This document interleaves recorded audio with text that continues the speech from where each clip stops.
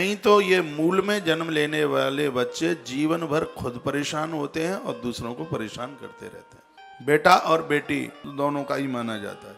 अश्वनी नक्षत्र के पहले चरण में यदि बालक का जन्म हुआ है तो पिता को बाधा होती है, परेशानी होती है। दिन में जन्म है तो पिता को कष्ट, रात्रि में जन्म है तो माता को कष्ट, संध्या में जन्म उसका हुआ है तो स्वयं को कष्ट है, वर्णन किया गया। मघा के पहले चरण में जन्म है तो माँ को कष्ट, द्वितीय चरण में पिता को कष्ट, तीसरे चरण में उसका जन्म ठीक माना जाता है, सुख और संपत्ति। देखो कितनी बढ़िया बात कही है।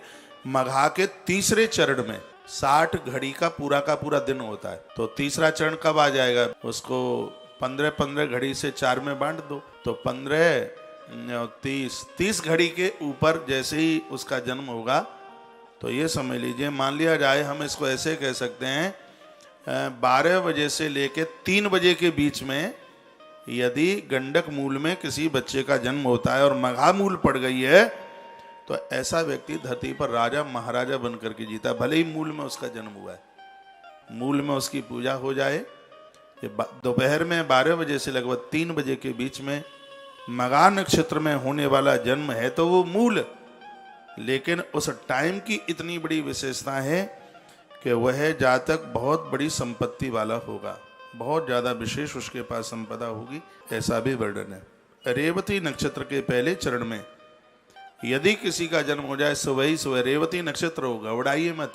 रेवती हो नक्षत्र और सूर्य उदित से लगभग उसका जन्म मान लिया जाए 7 बजे सूर्य उदित होता है, एक उदाहरण के तौर पर मान लिया जाए 7 से लेकर 8:30 बजे तक उसका ये जन्म होता है, तो वह व्यक्ति धरती पर राजा बन करके ही जीवन का निर्वहन करता है। मूलों में जन्म होने के लिए कुछ विशेष सामग्रियां होती हैं। उसमें एक घड़ा होता है, करवा यानी कुल्हड़, सराई, नारियल होता है, दूब, कुसा, बतासे, सुपारी, इंद्र जो, इसमें जो नहीं, इसमें इंद्र जो बाजार में मिलती है। ये मूल को शांत करने के लिए इंद्र जो का बहुत बड़ा प्रभाव है। मैं कुछ प्रमुख बातें आपको बता रहा हूँ, जब भी कभी किसी को ये होता है घर में तो इतनी बातें आपको याद में रहेंगी। इसमें इंद्र जो और भोजपत्र बहुत ज़्यादा इसमें विशेष है।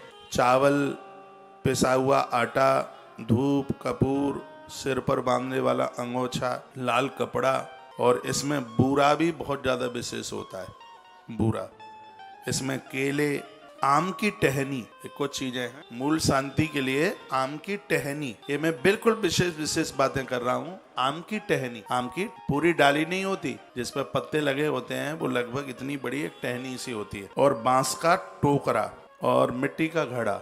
तो 27 मूल की शांति में बिल्कुल मिट्टी का कच्चा हुआ घड़ा उसको रखा जाता है।